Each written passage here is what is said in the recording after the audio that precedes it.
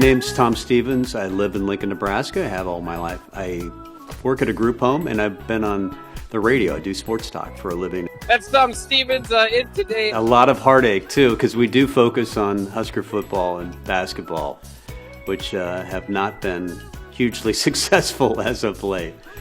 But it's fun talking about them. I was in a line at Starbucks once, and there's Bo. And I go, hey, thinking, he knows who I am. And he's like, yeah. So I have a passion for Husker football, and I've followed it all my life. Most Nebraskans believe we're going to be back. And I believe that as well. He's very genuine. He never gives himself enough credit. He's always making everybody else laugh and feel better. He's always very competitive. When we do take walks or whatever, it's kind of like, who's going to get there first, or who's going to lose the most weight, or who's going to, all those types of things. I'm the guy that yells at the TV, as Heidi could tell you, if Nebraska's not doing well. I've thrown a few remotes. I've broken a few remotes. Yes, competitive is a part of his nature.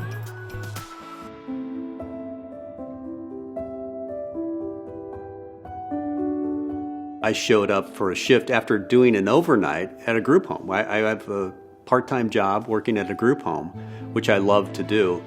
But sometimes you come in after doing an overnight, maybe a couple of Red Bulls, 5 cups of coffee. I hadn't eaten breakfast. I didn't feel well. And I said, you know what? I'm heading home.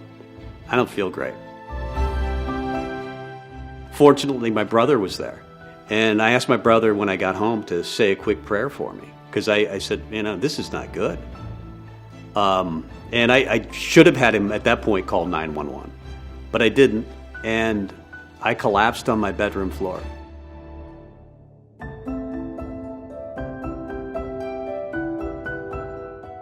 My brother calls 911, and they tell him, start CPR.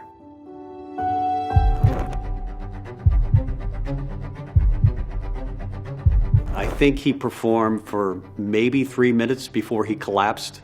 In exhaustion. That's a long time doing CPR. But the EMTs were there within 5 to 6 minutes. Well, it came in as an echo. Here in the Lincoln system, an echo is a cardiac arrest. We use priority dispatch, so it's Alpha, Bravo, Charlie, Delta, Echo, our call priorities. Echo is a cardiac arrest, bystander CPR in progress. The engine and the medic unit and myself, we all got there right about the same time. They were there extremely quickly, and they used a device called the Lucas device. Okay, so she's our rescuer doing manual compressions. And again, we come in from the opposite side, lock it in place, and then again, the opposite arm goes through the rescuer's arms, lock it in place, and then once we are ready to go, okay, go ahead and pause. Plunger goes down, we lock it into place, and now we're off and running. We can keep mechanical chest compressions going while we're moving down steps, freeing up rescuers. With him still being in cardiac arrest during transport, you're getting better chest compressions in the back of a medic unit. It's safer for us in the back of the medic unit while transport is going. I don't remember any of it, but I do know that those guys saved my life.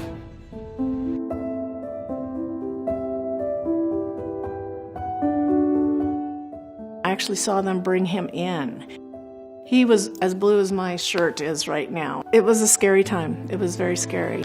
And then they said just because he'd been under the CPR for so long that it would be best if they put him into this coma so they could recover. And so then they said, now we have to wait.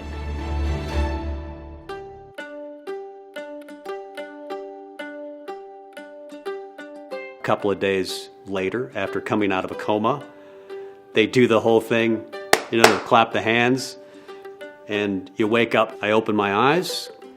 I said, where am I? I see Heidi and Dr. John Botta. And Heidi says, well, you're in the hospital. I said, what happened? And she said, well, you had a heart attack. And I said, well, it must have been the baked potatoes.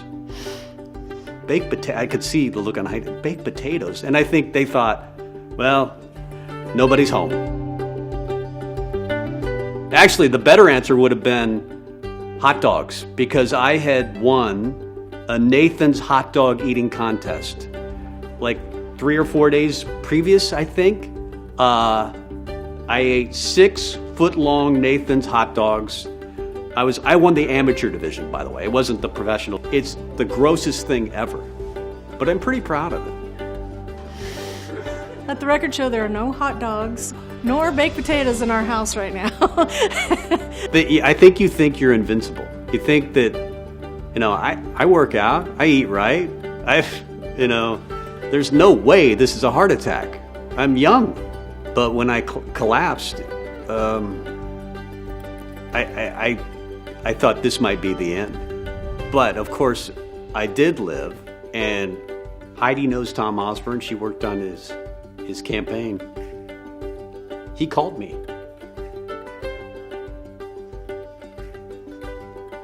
He called me.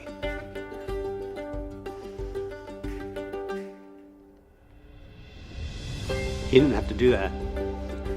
He did that. He doesn't even know me. He said something like, Tom, you gotta eat right. You gotta take care of yourself. How cool is that?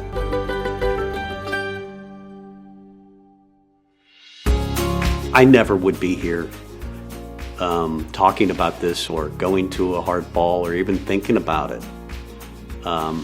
But it affects probably somebody in your family. It affected me.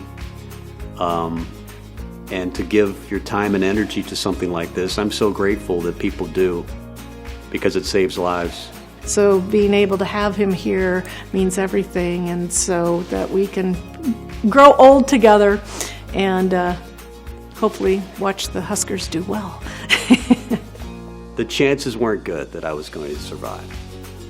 I know it sounds cliche, but it does make you take every day or think about every day in a more meaningful way, because you don't know when your last day is going to be. You have no idea. That could have been in 2015, my last day. It gives you a chance to be better for your family, I'm blessed with the best person in the world as my wife, but what a family. And hopefully I can give back to them a little more, give back to the world a little more. And that's what more time means to me. I think, that's one of the big things that the American Heart Association is giving us, is extra time. And that is so valuable for all of us. Huge.